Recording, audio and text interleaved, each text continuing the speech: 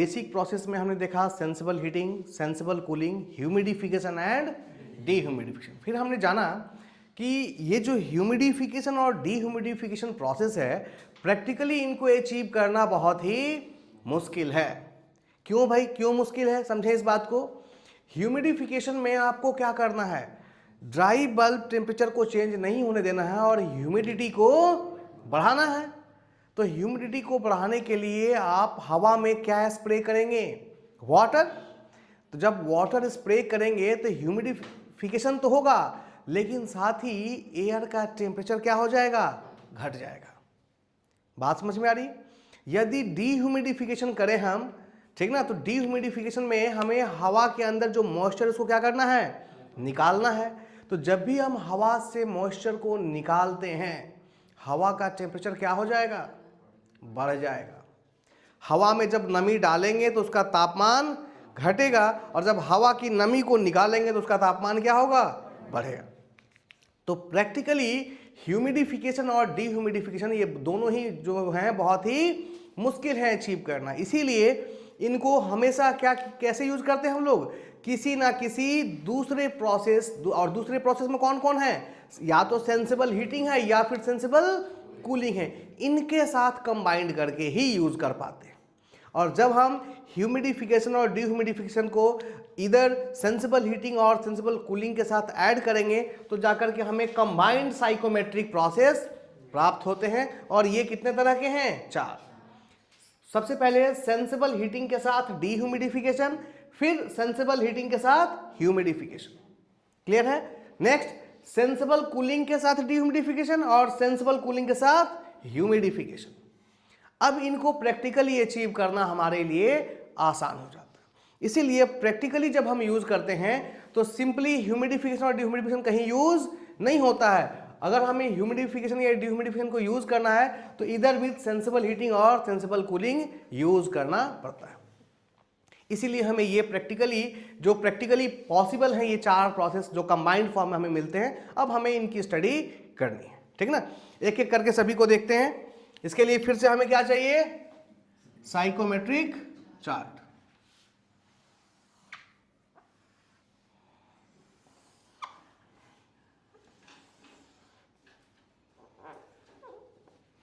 इधर हमने specific humidity ले लिया, इधर ड्राई बल्ब टेम्परेचर। देखें बहुत ही आसान है, एक एक करके सभी को देखते हैं। ठीक, इसके लिए इसमें थोड़ा सा बदलाव करते हैं।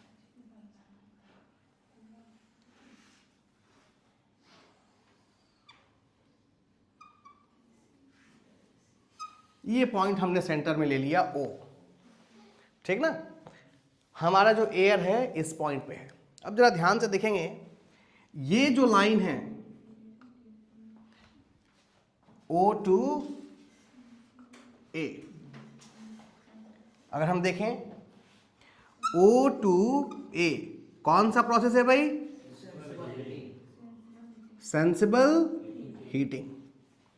क्लियर है, O से A सेंसिबल हीटिंग, O से B ये हमने ले लिया B, तो ये हो जाएगा सेंसिबल कूलिंग।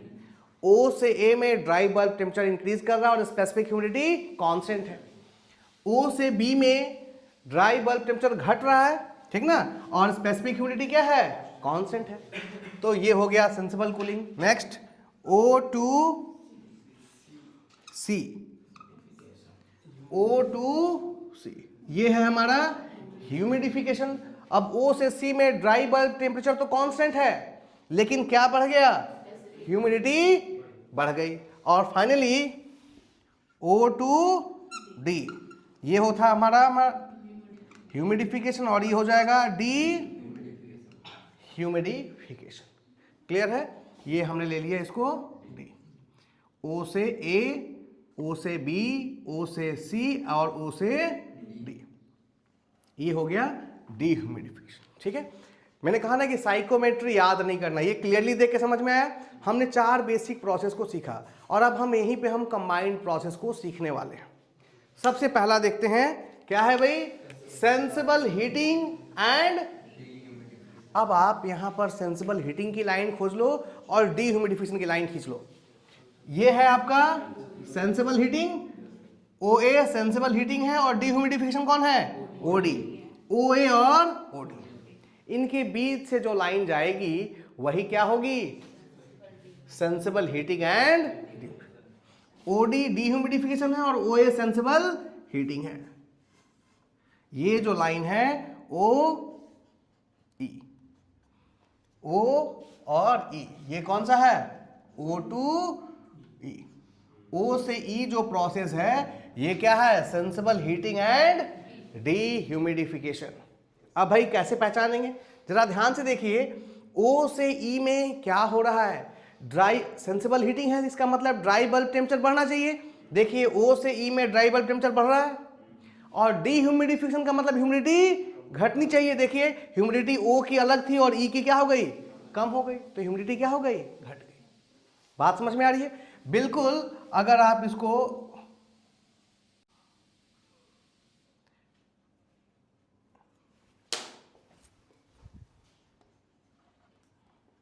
ये हो गया ई। नेक्स्ट प्रोसेस कौन सा है आपका भाई? Sensible heating and humidification. अब हीटिंग तो यही रहेगा सेंसिबल हीटिंग, और ह्यूमिडिफिकेशन ओ से सी, यानी लाइन कुछ इधर से होगी ओ एफ। अब देखिए इस प्रोसेस को ध्यान से, ओ एफ में क्या हो रहा है भाई? ड्राई बल्ब ओ से एफ तक ड्राई बल्ब टेम्परेचर इंक्रीज कर रहा है, और ओ से एफ तक ह्यूमिडिटी भी क्या हो रही है? इंक्रीज कर रही है। So it is O to F. Clear है? नेक्स्ट हमें पढ़ना है सेंसिबल कूलिंग एंड डीह्यूमिडिफिकेशन। तो सेंसिबल कूलिंग की लाइन कौन सी है? ओ से बी, ठीक ना? और क्या करना है? डीह्यूमिडिफिकेशन लाइन कौन सी है? ओ से डी। इन दोनों के बीच की लाइन ओ टू जी, ओ टू जी, ये लाइन क्या हो गया? Sensible cooling and dehumidification. याद नहीं करना, याद करोगे तो फिर भूल जाओगे। तो ये हो गया ओ टू जी। क्लियर है ना? ये हो गया एच, ओ से एच। लास्ट क्या बच गया था? Sensible cooling and humidification. तो ये हो गया ओ बी सेंसिबल कूलिंग और ओ सी ह्यूमिडिफिकेशन। इसके बीच की लाइन है ओ एच, ओ से एच। ये हो गया sensible cooling and humidification. Clear है? तो इस तरीके से हम चीज़ों को समझते हैं। कंबाइंड प्रोसेस कुछ भी नहीं है, आपको सिंपली बेसिक प्रोसेस का ध्यान रखना है, उससे आप आसानी से कंबाइंड प्रोसेस को देख सकते हैं। क्लियर है? चलिए नोट कर लें। ठीक है, अब हम लोगों ने कंबाइंड प्रोसेस देख लिया, ठीक ना?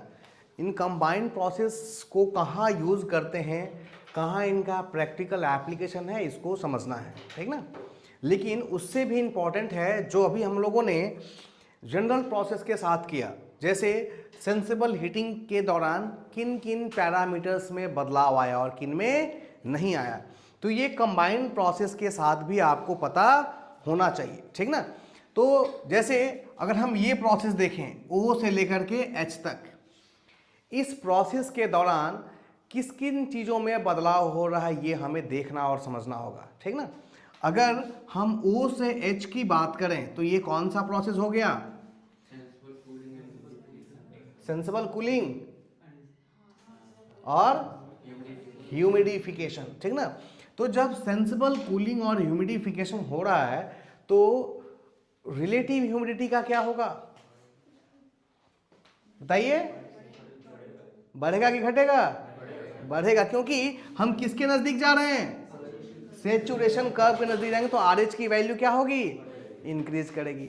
सिमिलरली अगर OE की बात करें तो रिलेटिव ह्यूमिडिटी क्या होगी? घटेगी। स्पेसिफिक ह्यूमिडिटी की बात करें तो इस प्रोसेस के दौरान स्पेसिफिक ह्यूमिडिटी बढ़ जाएगी और इस प्रोसेस के दौरान स्पेसिफिक ह्यूमिडिटी घट जाएगी, ठीक ना? इस प्रोसेस के दौरान कौन सा पैरामीटर कांस्टेंट रहेगा? OH प्रोसेस के दौरान कौन सा पैरामीटर कांस्टेंट रहेगा? Enthalpy and wet bulb temperature, क्योंकि दोनों की लाइन क्या होती है? इंक्लाइंड। तो इस प्रोसेस के दौरान जब हम यहां आएंगे तो इसके लिए भी यही पॉइंट होगा और इसके लिए भी यही पॉइंट होगा। तो वेट बल्ब टेम्परेचर में कोई चेंज नहीं आएगा। सिंपली जब आप इसको आगे ले जाएंगे तो इंथैल्पी स्केल पर भी दोनों पॉइंट के लिए इंथैल्पी क्या आएगी? सेम आएगी। यानी ना तो इंथैल्पी में चेंज होगा और ना ही किसमें? वेट बल्ब टेम्परेचर में चेंज होगा। अगर हम ड्यू पॉइंट की बात करें तो ड्यू पॉइंट, ध्यान दें, इसके लिए हॉरिजॉन्टल लाइन यहां पहुंचेगी और इसके लिए हॉरिजॉन्टल लाइन यहां आएगी, तो डीपीटी क्या हो गया? बढ़ गया। तो इस तरीके से जब भी ऑब्जेक्टिव क्वेश्चन आए तो हमें इसका खास ध्यान रखना है। हमें हवा में अपने दिमाग में कैलकुलेशन करके आंसर नहीं बताना है, उसको लाइन बिल्कुल ड्रॉ करना है और तभी सही आंसर हम पकड़ पाएंगे। सारे ऑप्शन बहुत ही कंफ्यूजिंग होंगे। तो ऑब्जेक्टिव क्वेश्चन सॉल्व करते समय हमेशा ध्यान रखें, प्रोसेस कोई भी हो पहले उसको हम पेपर पे ड्रॉ करें, सारे पैरामीटर के वेरिएशंस को देखें और तब आंसर करें।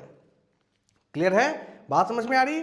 अब ये जो कंबाइंड प्रोसेस हुए, इनका हम कहाँ उपयोग देखते हैं, कहाँ हम यूज करते हैं, एक एक करके सभी को डिस्कस करते हैं, ठीक ना।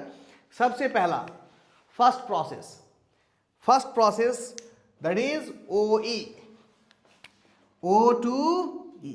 कौन सा प्रोसेस है भाई? सेंसिबल हीटिंग एंड डीह्यूमिडिफिकेशन, ठीक ना। ये प्रोसेस कहां यूज होता है प्रैक्टिकली? हाँ जी, समर एसी।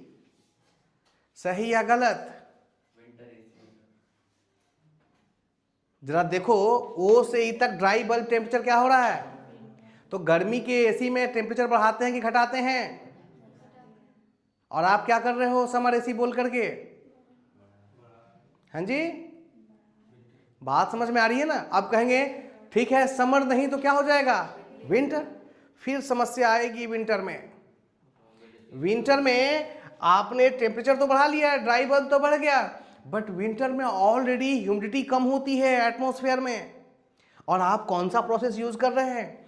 डीह्यूमिडिफाई। एक तो ह्यूमिडिटी ऑलरेडी कम थी और आपने उसे डीह्यूमिडिफाई कर दिया। ठंड के मौसम में देखिए आपकी स्किन सफेद सफेद होने लगती है, क्यों? ह्यूमिडिटी की कमी के कारण। तो आप कंफर्टेबल रहेंगे क्या उसको डीह्यूमिडिफाई करके? नहीं। तो ना तो इसे हम समर में यूज करते हैं और ना ही हम विंटर में यूज करते हैं। ये प्रोसेस कहाँ यूज होता है भाई? मैंने कई बार आप लोगों के साथ डिस्कस किया है कि जब हम कोई भी इलेक्ट्रॉनिक्स गुड्स खरीदते हैं तो उसके अंदर एक पुड़िया होती है, सिलिका जेल, ठीक ना।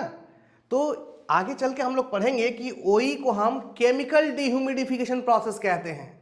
क्या कहते हैं? केमिकल डीह्यूमिडिफिकेशन प्रोसेस, क्योंकि इसमें हम कुछ इस तरह के केमिकल्स का यूज करते हैं जो हाइग्रोस्कोपिक इन नेचर होते हैं। हाइग्रोस्कोपिक का मतलब वाटर के लिए भूखा, ठीक ना। मॉइस्चर को तुरंत वो क्या कर लेता है? एब्जॉर्ब करता है। और जब भी हम हवा से मॉइस्चर को एब्जॉर्ब करेंगे तो उसकी ह्यूमिडिटी घटेगी और साथ में उसका टेम्परेचर क्या हो जाएगा? बढ़ जाएगा। और जब हम हवा में नमी डालेंगे तो ह्यूमिडिटी बढ़ेगी और उसका टेम्परेचर क्या हो जाएगा? कम हो जाएगा। तो ये प्रोसेस सिलिका जेल के साथ होता है। Silica gel is a desiccant material. कौन सा मटेरियल होता है? डेसिकेंट। और डेसिकेंट मटेरियल किसको कहते हैं? Which is hygroscopic in nature. Hygroscopic का मतलब है जो अपने तरफ किसको अट्रैक्ट करे? नमी को मॉइस्चर को अपनी तरफ अट्रैक्ट करे। क्लियर है? तो ये प्रोसेस हमारा किसमें होता है भाई? सिलिका जेल के साथ होता है, या फिर कहे किसी भी डेसिकेंट मटेरियल के साथ होता है, या फिर किसी हाइग्रोस्कोपिक मटेरियल के साथ होता है। क्लियर है? इसमें नमी कम होती है और एयर का टेम्परेचर थोड़ा सा क्या हो जाता है? बढ़ जाता है। क्लियर है? आगे बढ़ें तो सेंसिबल हीटिंग ये किसके साथ हो रहा है? With desiccant material. Desiccant material के साथ जो प्रोसेस होता है, या फिर इसको हम दूसरा नाम क्या कहते हैं?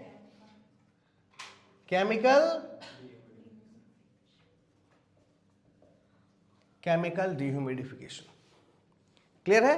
सेकेंड प्रोसेस को डिस्कस करते हैं, it is sensible heating and humidification. अब देखिए विंटर में ही यूज करते हैं, जाड़े के एसी में एक तो हमें कमरे को गर्म करना है तो हीटिंग करेंगे, तो हो गया सेंसिबल हीटिंग, ठीक ना। और दूसरा, जाड़े के दिन में नमी कम होती है तो थोड़ी सी नमी हवा में क्या करेंगे, ऐड करेंगे, तो क्या कर रहे हैं हम, ह्यूमिडिफिकेशन। तो ये प्रोसेस कहां यूज हुआ,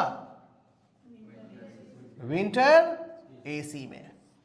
सेंसिबल हीटिंग एंड ह्यूमिडिफिकेशन कौन सा प्रोसेस है, O2F। ये process simply winter air conditioning system में यूज की जाती है। हर जो भी कंबाइंड प्रोसेस का सभी का एप्लीकेशन आपको पता होना चाहिए, ठीक ना। थर्ड प्रोसेस की बात करते हैं, सेंसिबल कूलिंग। अब कूलिंग जैसे ही वर्ड, इसका मतलब ये गर्मी में करते होंगे, हवा को किसके लिए, कूल करने के लिए, ठंडा करने के लिए। सेंसिबल कूलिंग एंड डीह्यूमिडिफिकेशन ये कहां यूज होता है, समर एसी। गर्मी के दिन में जो एसी हम लोग यूज करते हैं, आप अक्सर देखते हैं हवा से नमी पानी के रूप में एसी से बूंद बूंद गिरता है, बाहर बूंद बूंद गिरता है ना पानी, तो हम क्या कर रहे हैं, हवा की नमी को बाहर कर रहे हैं। जब हवा की नमी को बाहर करेंगे तो ये क्या हो जाएगा, डीह्यूमिडिफाई। अच्छा एक चीज और, यहां पर क्या लिखा है आपने, सेंसिबल कूलिंग। अब एक बात और, अभी तक हम लोग ये कह रहे थे कि जब हम हवा से नमी को क्या करेंगे, निकालेंगे, तो हवा का टेम्परेचर क्या होगा, बढ़ेगा। इसमें भी हम हवा से नमी निकाल रहे हैं बट टेम्परेचर बढ़ रहा है क्या, क्यों भाई, ये अलग तरीके का प्रोसेस है। इसके लिए हम हवा को ठंडा करते हैं और इतना ठंडा कर देते हैं कि हवा किस टेम्परेचर पे पहुंच जाए, उस टेम्परेचर पर जहां हवा और पानी की दोस्ती क्या हो जाए, टूट जाए। वो टेम्परेचर कौन सा था, due point temperature. Ambient air को, मॉइस्ट एयर को ठंडा करते जाते हैं, करते करते करते कहां पहुंच जाते हैं, ड्यू पॉइंट। और ड्यू पॉइंट वो टेम्परेचर था जहां इन दोनों की दोस्ती टूटनी शुरू हो जाती है और पानी अलग हो जाता है और हवा अलग हो जाती है। क्लियर है। तो sensible cooling and dehumidification process ये समर एयर कंडीशनिंग सिस्टम में यूज की जाती है। क्लियर है। Now last process, sensible cooling and humidification, this is used in desert cooler। Desert cooler कुछ नहीं, घर में जो कूलर यूज करते हैं एयर कूलर वही है। अब डेजर्ट कहते हैं क्यों है, डेजर्ट का मतलब होता है मरुस्थल। ये कूलर सबसे ज्यादा इफेक्टिव वहां है जहां का एटमॉस्फेयर बहुत ज्यादा ड्राई है, और सबसे ड्राई कौन है, मरुस्थल, ठीक ना। तो जहां पर डेजर्ट है वहां पर ये सबसे ज्यादा इफेक्टिव है। और मैंने पिछले दिन सिखाया था कि ये जो सिंपल एयर कूलर है इसकी एफिशिएंसी सबसे अच्छी कब होगी, जब वेट बल्ब डिप्रेशन की वैल्यू सबसे ज्यादा हो। इस टर्म को समझें, वेट बल्ब डिप्रेशन क्या था, difference between dry bulb and wet bulb था। और याद कीजिए डेजर्ट कूलर में जो हवा को हम ठंडा करते हैं वो पानी की मदद से करते हैं ना। और आपको पता है वेट बल्ब टेम्परेचर के बारे में, पानी की मदद से हवा को जिस मिनिमम टेम्परेचर तक हम ठंडा कर सकते हैं वही टेम्परेचर क्या कहलाता है, वेट बल्ब टेम्परेचर। और वेट बल्ब टेम्परेचर लो कब होगा, जब वेट बल्ब डिप्रेशन की वैल्यू क्या हो, ज्यादा हो। वेट बल्ब डिप्रेशन क्या था, difference between dry bulb and wet bulb. तो जितना ज्यादा अंतर होगा, मान लो ड्राई बल्ब है आपका 40 डिग्री सेंटीग्रेड और वेट बल्ब है 30 डिग्री सेंटीग्रेड। दूसरे कंडीशन में ड्राई बल्ब है 40 डिग्री सेंटीग्रेड और वेट बल्ब है 25 डिग्री सेंटीग्रेड। तो वेट बल्ब डिप्रेशन किसमें ज्यादा हो गया, नीचे, ड्राई माइनस वेट। यहां पे आया वेट बल्ब डिप्रेशन 15 डिग्री और यहां आया 10 डिग्री। यानी पानी का यूज करके इस कंडीशन में हवा को हम कितने डिग्री तक घटा सकते हैं टेम्परेचर, 15 डिग्री, जबकि इस केस में कितना घटा सकते हैं, 10 डिग्री। ये हमारा वेट बल्ब टेम्परेचर था और ये हमारा ड्राई बल्ब टेम्परेचर था, ठीक ना।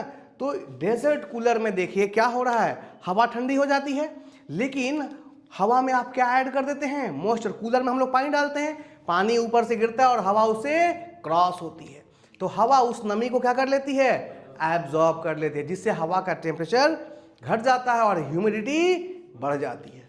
सो सेंसिबल कूलिंग क्योंकि ठंडा हुआ हवा, और ह्यूमिडिफिकेशन क्योंकि हवा में नमी की मात्रा क्या हो गई, बढ़ गई। ठीक ना, बात समझ में आ रही है। तो ये ज्यादा इफेक्टिव कहाँ है, जहां पे जितनी ज्यादा कम नमी है उतना ही ज्यादा तो ये नमी एब्जॉर्ब करेगा। किसी भी टेम्परेचर पर हमने कहा है, मान लो 40 डिग्री एम्बिएंट कंडीशन है और कम से कम नमी, मरुस्थल में नमी क्या होगी भैया, आसपास पानी ही नहीं है तो हवा नमी लेगा कहां से। तो मान लो 40 डिग्री पर 35 ग्राम ये मॉइस्चर एब्जॉर्ब कर सकता है, तब इसकी रिलेटिव ह्यूमिडिटी कितनी हो जाएगी, 100%। लेकिन मरुस्थल में 5 ग्राम ही पानी है, हवा में कितना पानी है, नमी कितना है, 5 ग्राम। ठीक ना, यानी उस हवा के पास स्कोप है और कितना नमी एब्जॉर्ब करने की, 30 ग्राम। तो जब ये 30 ग्राम अचीव करेगा तो टेम्परेचर उतना ही क्या होगा, कम होगा। इसीलिए इस कूलर का सबसे अच्छा उपयोग कहां पे है, शुष्क प्रदेश में, जहां पर नमी बिल्कुल भी नहीं है, वहां इसकी इफिशियंसी सबसे ज्यादा है।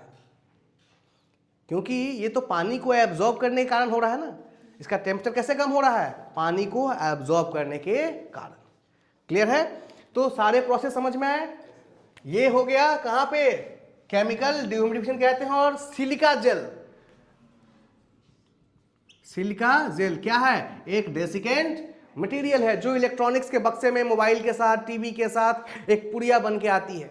वो पुड़िया हम लोग इसलिए डालते हैं कि पैकिंग के अंदर जो भी मॉइस्चर वो पुड़िया क्या कर ले, एब्जॉर्ब कर ले। क्योंकि उसके अंदर खोलेंगे उस पुड़िया को तो छोटे छोटे बॉल होते हैं ग्लास के, वो ग्लास नहीं होता, होता क्या है, सिलिका जेल होता है, सॉलिड फॉर्म में होता है। ठीक ना। Next, sensible heating and humidification, ये किसमें होगा, विंटर एसी में। उसके बाद सेंसिबल कूलिंग एंड डिह्यूमिडिफिकेशन, ये किसमें होगा, समर एसी में। और सेंसिबल कूलिंग एंड ह्यूमिडिफिकेशन ये सिंपली कूलर में होता है, जो घर में हम लोग कूलर यूज करते हैं गर्मी के दिन में, उसमें सेंसिबल कूलिंग एंड ह्यूमिडिफिकेशन का यूज करते हैं। क्लियर है, तो ये बेसिकली हमारे क्या है, कंबाइंड प्रोसेसेस है। इनका रिप्रेजेंटेशन अपॉन साइकोमेट्रिक चार्ट और इनका एप्लीकेशंस, क्या क्या इनका एप्लीकेशन है। ठीक है, नोट करें। आइए देखते हैं नेक्स्ट टॉपिक। नेक्स्ट टॉपिक है हमारा बाईपास फैक्टर। ठीक ना, बाईपास फैक्टर हम लोग दो चीजों के लिए निकालते हैं, heating coil and cooling coil. ठीक ना, किसके किसके लिए निकालेंगे, heating coil and cooling coil. एक हमने ले लेते हैं यहां पे, ये है हमारा हीटिंग कॉइल, और एक दूसरा हम लेके चलते हैं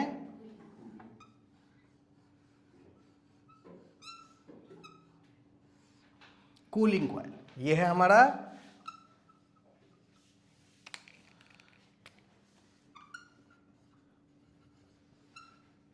कूलिंग कॉइल और ये है हमारा हीटिंग कॉइल।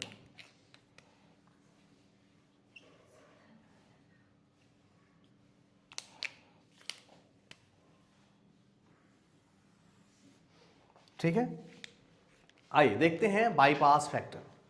जनरली बाईपास का मतलब क्या होता है, शहरों में गोरखपुर बाईपास है ना, तो बाईपास सड़क का क्या काम होता है कि जो भी ट्रैफिक आ रहा है जिसको कि शहर से कोई मतलब नहीं है, शहर के आगे जाना है, अगर वो शहर में घुसेगा तो ट्रैफिक की समस्या बढ़ेगी।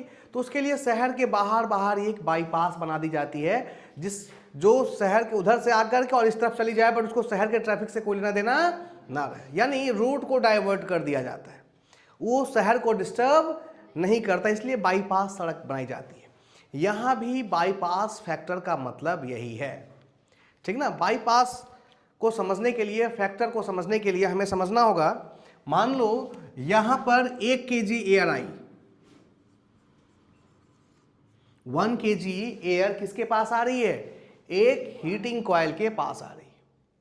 अब क्या होता है, क्या 1 kg एयर सभी के सभी इस कॉइल के संपर्क में आएगा, नहीं, कुछ एयर बिना संपर्क में आए हुए क्या हो जाएगा, आगे चला जाएगा। ठीक ना, तो जो इस कॉइल के संपर्क में हवा ना आए उसी के लिए हम यूज करते हैं बाईपास फैक्टर। मान लीजिए ये गोरखपुर है और कुछ हवा साइड से निकल गई आगे, तो वो क्या हो गई, बाईपास हो गई। और जो हवा संपर्क में आई उसके लिए टर्म यूज करते हैं कांटेक्ट फैक्टर, ठीक ना। जो कांटेक्ट में आएगा उसके लिए कांटेक्ट फैक्टर, और जो कांटेक्ट में नहीं आया उसके लिए बाईपास फैक्टर, ठीक ना। तो कांटेक्ट फैक्टर को हम लोग ईटा से रिप्रेजेंट करते हैं। Contact factor plus bypass factor is equal to कितना होगा 1, ठीक ना। तो यहां से जब हम बाईपास फैक्टर निकालेंगे तो ये क्या हो जाएगा 1 माइनस कांटेक्ट फैक्टर, जहां ईटा क्या है कांटेक्ट फैक्टर। बात समझ में? तो बाईपास फैक्टर किसको दर्शाता है? सिंपली लॉस को रिप्रेजेंट करता है। बाईपास फैक्टर किसको रिप्रेजेंट करता है? लॉस। आपने एक हीटिंग कॉइल लगाई ताकि पूरी 1 केजी की 1 केजी एयर क्या हो जाए, हीट हो जाए, लेकिन पता चला कि 900 ग्राम्स एयर ही हीट हो पाई और 100 ग्राम एयर साइड से क्या हो गया, निकल गया। तो कहीं ना कहीं वो आपका नुकसान हुआ ना। आपने सिस्टम किस लिए बनाया था? ताकि पूरी की पूरी एयर क्या हो जाए, हीट अप हो जाए, लेकिन वो ऐसा नहीं हो पाता। तो बाईपास फैक्टर की वैल्यू यदि बढ़ रही है तो कहीं ना कहीं हमारा लॉस क्या हो रहा है, बढ़ रहा है। और अगर कांटेक्ट फैक्टर की वैल्यू बढ़ रही है तो लॉस हमारा क्या हो रहा है, कम हो रहा है, ठीक ना। तो बाईपास फैक्टर सिंपली रिप्रेजेंट करता है कि the part of the total air which do not come in contact with the heating और कूलिंग कॉइल। टोटल एयर का उतना हिस्सा जो किसके संपर्क में ना आया, हीटिंग या फिर कूलिंग कॉइल के संपर्क में आए बिना ही आगे चला गया, उसे हम किससे रिप्रेजेंट करते हैं, बाईपास फैक्टर। और ये सिंपली हमारे लिए क्या है, लॉस है। तो बाईपास फैक्टर कहीं ना कहीं नुकसान को दिखाता है, ठीक ना। ये उस अमाउंट ऑफ एयर को रिप्रेजेंट करता है जो कॉइल के संपर्क में आए बिना ही क्या हो जाए, आगे चला जाए, ठीक ना। तो इसको हम किसे दिखाते हैं, बाईपास फैक्टर से दिखाते हैं। और बाईपास, अब हमारे पास कॉइल कितने हैं भाई, 2। या तो हम हवा को हीट करते हैं या फिर हवा को कूल करते हैं। समर एसी में कूलिंग कॉइल होती है जो हवा को ठंडा करती है, विंटर एसी में हीटिंग कॉइल होती है जो हवा के टेम्परेचर को बढ़ाती है। तो दोनों के लिए ही हम क्या निकालते हैं, बाईपास फैक्टर की वैल्यू निकालते हैं। क्लियर है? समझने के लिए सबसे पहले हम लोग हीटिंग कॉइल के लिए निकालेंगे। और हीटिंग कॉइल के लिए हमने मान लिया ये जो एयर आ रही है इसका टेम्परेचर कितना है, T1। आने वाली हवा का टेम्परेचर कितना है, T1। और इस तरह बाहर जाने वाली हवा का टेम्परेचर हमने मान लिया कितना है, T2। ठीक है, कुछ ना कुछ टेम्परेचर किसका होगा, हीटिंग कॉइल का। हीटिंग कॉइल का होगा ना। हमने मान लिया इसका टेम्परेचर है TS, सरफेस टेम्परेचर, कॉइल के सरफेस का टेम्परेचर। बात समझ में आ रही है? तो अब हम यहां पे निकालते हैं क्या, बाईपास फैक्टर। बाईपास फैक्टर कहीं ना कहीं किसको दर्शाता है, लॉस को दिखाता है, ठीक ना। लॉस हो रहा है तो इसको हम जब कंपेयर करते हैं तो ये देखते हैं कि आइडियल केस में कितना टेम्परेचर चेंज हो सकता है और रियल में कितना चेंज हो रहा है।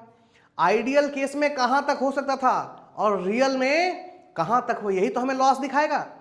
मान लो ये हवा, समझने के लिए, ये हवा जो आ रही थी इसका टेम्परेचर था 10 डिग्री सेंटीग्रेड और कमरे का तापमान हमें 25 डिग्री मेंटेन करना था, ठीक ना। तो T2 को हमने रखा है कितना, 25 डिग्री सेंटीग्रेड। समझने के लिए 10 डिग्री से हवा को कहां पहुंचाना है, 25 डिग्री। ये कब पॉसिबल है, जब इस कॉइल का टेम्परेचर 25 से क्या हो, ज्यादा हो।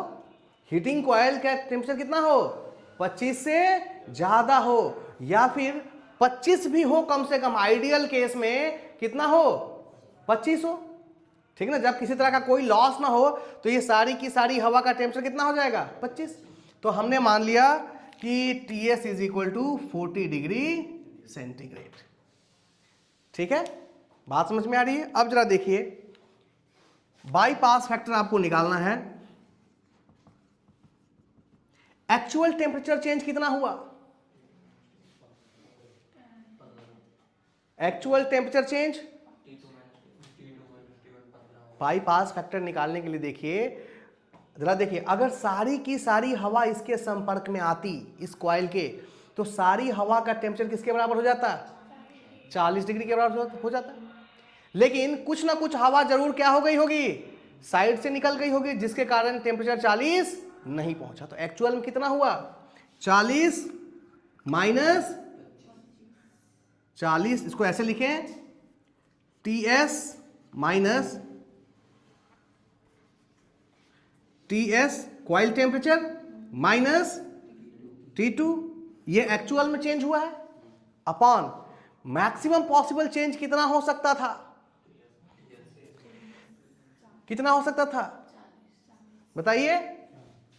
TS माइनस T1 हो सकता था भाई। T1 का टेम्परेचर ही तो आपको क्या करना था, कितना करना था, मैक्सिमम चेंज कितना हो सकता था? ये T1 किसके बराबर जा सकता था? TS के बराबर जा सकता था ना। लेकिन हुआ कितना? TS minus. ऐसा एक चीज यहां पर और जान लें सबसे पहले, हीटिंग कॉइल के केस में TS is greater than T2 is greater than T1, but there is a condition, surface temperature किसके बराबर हो सकता है? T2 के बराबर हो सकता है। कब भाई? ध्यान से देखें, जब आप इन कॉइल की संख्या बढ़ा दें, बहुत सारी कर दें, ठीक ना, तब ये जो T2 निकलेगा किसके बराबर हो जाएगा? TS के बराबर। There is only one condition, clear है? TS किसके बराबर हो जाएगा? T2 के बराबर। So bypass factor TS minus T2, जो रियल में हुआ है TS माइनस T2, और जो आइडियल केस में हो सकता था कितना? TS minus T1, that is the maximum possible ना। ये हवा हमने गर्म करने के लिए भेजा, तो मैक्सिमम कहां तक जा सकता था ये गर्म होकर के? सरफेस के टेम्परेचर तक जा सकता था ना, TS माइनस T1, इतना गर्म हो सकता था, ठीक ना। लेकिन हुआ कितना? TS minus T2। ये जो वैल्यू आई, यही किसको रिप्रेजेंट करती है? Bypass factor. किसके लिए? हीटिंग कॉइल के लिए। क्लियर है? नाउ अब बात करते हैं कूलिंग कॉइल की। जरा ध्यान से देखेंगे, कूलिंग कॉइल, आने वाली हवा का टेम्परेचर T2 और कॉइल के बाहर जाने वाली हवा का टेम्परेचर हमने मान लिया है T2, ठीक ना, और कॉइल का टेम्परेचर है TS। लेकिन फिर से अब यहां एक कंडीशन है, सबसे ज्यादा टेम्परेचर किसका होगा? T1, कूलिंग कॉइल है, तो कूलिंग कॉइल का टेम्परेचर सबसे कम होगा ना, तब तो हवा को ठंडा कर पाएगी वो। T1 is greater than T2 is greater then T3, sorry TS। अब कौन किसके बराबर हो सकता है भाई? T2 किसके बराबर हो सकता है? T2 किसके बराबर हो सकता है? TS के। बात समझ में आ रही है? अब जरा देखिए, यहां पर बाईपास फैक्टर निकालेंगे। बाईपास फैक्टर किसके लिए? Cooling coil. कितना हो जाएगा भाई? रियल चेंज इन टेम्परेचर कितना हो रहा है? TS माइनस T2 करेंगे, T2 माइनस TS करेंगे, ऊपर देखिए कौन बड़ा है? T2 minus TS upon maximum possible ideal case में कितना हो सकता था? T1 minus TS। This is the bypass factor for cooling coil, ठीक ना। तो हमारे पास दो ही कॉइल हैं, आइदर हीटिंग है और कूलिंग है। ये भी हमको दिखाएगा लॉस, ठीक ना, और ये भी हमें रिप्रेजेंट करेगा लॉस, ये हीटिंग कॉइल के लिए और वो कूलिंग कॉइल के लिए। क्लियर है? तो बाईपास फैक्टर सिंपली हमें लॉस को रिप्रेजेंट करता है, और यह अमाउंट ऑफ उस टोटल एयर को रिप्रेजेंट करता है जो कि बिना कॉइल के संपर्क में आए हुए क्या हो चुकी है? आगे जा चुकी है। क्लियर है? चलिए नोट कर लें।